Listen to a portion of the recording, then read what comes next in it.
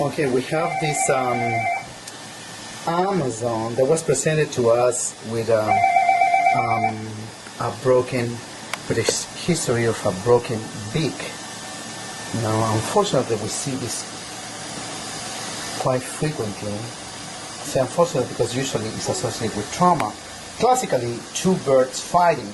However, in this particular case, the owner said that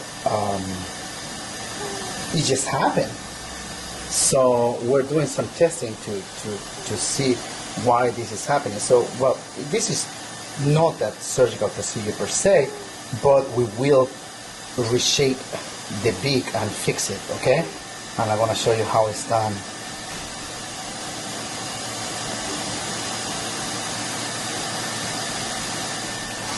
So what we did first was to reshape the beak, right? Because obviously there is also a bite problem. You can see that it's like a underbite here. So when he's awake, it's gonna be, let's see how it goes. But now I need to fix the fracture. So I'll show you what's gonna be the end result, okay?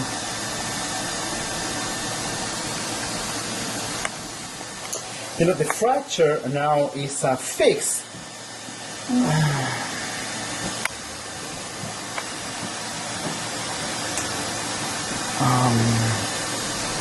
When we fill the area, we want to cut a little bit at the bottom so the fracture line doesn't keep going down. And of course, when I have to place a collar because the bird will try to remove this.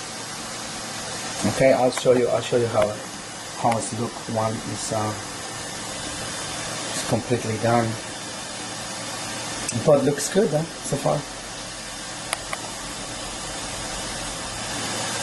This is the final result. You'll see that the fracture is completely repaired. There's a little. We're still gonna file it a little bit more once this is dry. To reshape more adequately the lower beak and maybe a little bit the upper one. So, but to eliminate that little gap that is there, the very top. But the point is that the lower beak look, completely fine now.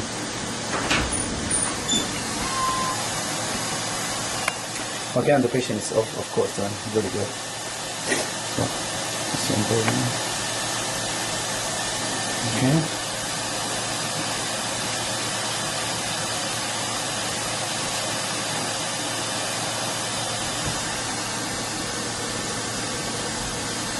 That's fine.